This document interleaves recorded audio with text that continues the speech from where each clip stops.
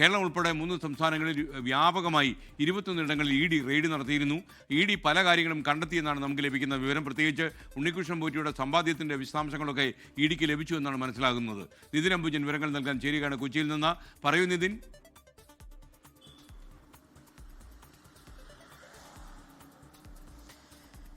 SKN വളരെ അപ്രതീക്ഷിതമായിട്ടാണ് E D ഇന്നലെ raid നടത്തിയത്. 21 ഇടങ്ങളിലാണ് ഏതാണ്ട് 110 ഉദ്യോഗസ്ഥരുടെ സാന്നിധ്യത്തിൽ ഇ ഡിയുടെ ഭാഗത്തും റെയ്ഡ് നടന്നത്. കേരളം ഉൾപ്പെടെയുള്ള 3 സംസ്ഥാനങ്ങളിൽ ഈ റെയ്ഡ് നടന്നു. അതായത് ഒരുപക്ഷെ ഈ അടുത്ത കാലത്തെ സംസ്ഥാനത്ത് ഏറ്റവും വലിയൊരു റെയ്ഡാണ് ഇന്നലെ കേരളത്തിൽ നടന്നത്. മണിക്കൂറുകളോളം ഈ റെയ്ഡ് പുരോഗമിച്ചു. ഇതിൽ ഏറ്റവും കൂടുതൽ നേരം നീണ്ടുപോയത് തിരുവനന്തപുരത്തെ ദേവസ്വം ബോർഡ് ആസ്ഥാനത്താണ്. ഈ റെയ്ഡിൽ നിരവധി നിർണായകമായ രേഖകൾ കണ്ടെത്തിയിട്ടുണ്ട്. ഗുരുതരമായ ക്രമക്കേട് ശബരിമലയിൽ നടന്നു എന്നതിന് തെളിവാകുന്ന ചില രേഖകൾ എന്തായാലും ഇ ഡിയുടെ പക്കൽ ലഭിച്ചിട്ടുണ്ട്.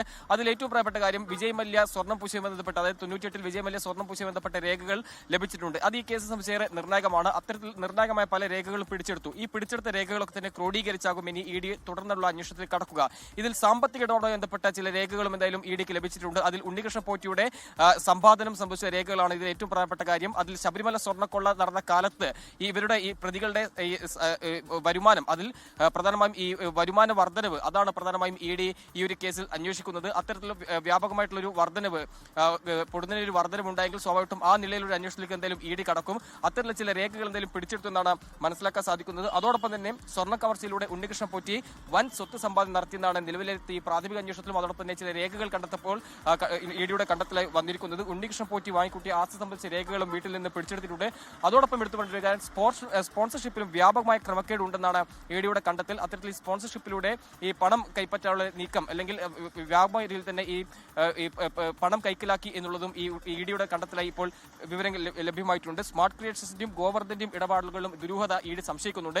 ഇത്തരത്തിലുള്ള കാര്യങ്ങളാണ് ഇ ഡി ഇപ്പോൾ നിർണായകമായ പല രേഖകൾ പിടിച്ചെടുത്ത് തുടരന്വേഷണത്തിൽ കടക്കുകയാണ്. അതായത് 21 ഇടങ്ങളിൽ കഴിഞ്ഞ ദിവസങ്ങൾ റെയ്ഡ് നടന്നു. അതിൽ പ്രതികളുടെ ഓഫീസുകളിലും കേന്ദ്രീകരിച്ചാണ് റെയ്ഡ് നടന്നത്.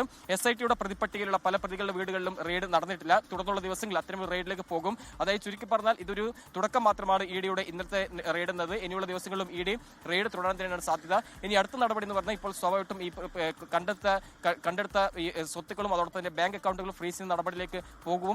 അത്തരമൊരു നടപടിയിലേക്ക് എന്തായാലും ഇ ഡി കടക്കും. അതിന് മുന്നോടിയായിട്ടാണ് ഈ രേഖകളടക്കം ക്രോഡീകരിച്ച് തുടർ നടപടിയിലേക്ക് പോകാൻ ഇ ഡി ഒരുങ്ങുന്നത്. എന്തായാലും ഒരു സമഗ്രമായ അന്വേഷണം, ശബരിമല സ്വർണ്ണക്കൊള്ളയിൽ ഇ ഡി ഒരു സമഗ്രമായ അന്വേഷണത്തിലേക്ക് കടക്കുന്നു. അതിന്റെ ഒരു തുടർച്ചയായിട്ടാണ് ഇന്നലെ അപ്രതീക്ഷിതമായ റെയ്ഡ് സംസ്ഥാനത്ത് നടന്നത്. മണിക്കൂറുകളോളം തിരുവനന്തപുരത്തെ ദേവസ്വം ബോർഡ് ആസ്ഥാനത്ത് റെയ്ഡ് നടന്നു. ആ റെയ്ഡിലാണ് നിർണായക രേഖകൾ ഇപ്പോൾ ഇ ഡിയുടെ പക്കൽ ലഭിച്ചിരിക്കുന്നത്. ലോകത്തെവിടെയായാലും ഏത് സമയത്തും 24 വാർത്തകളും ഓഗ്മെന്റഡ് റിയാലിറ്റി പാക്കേജുകളും എക്സ്പ്ലെയിനറുകളും വിശദമായി കാണാൻ ഞങ്ങളുടെ യൂട്യൂബ് ചാനൽ നിങ്ങൾക്ക് സബ്സ്ക്രൈബ് ചെയ്യാം.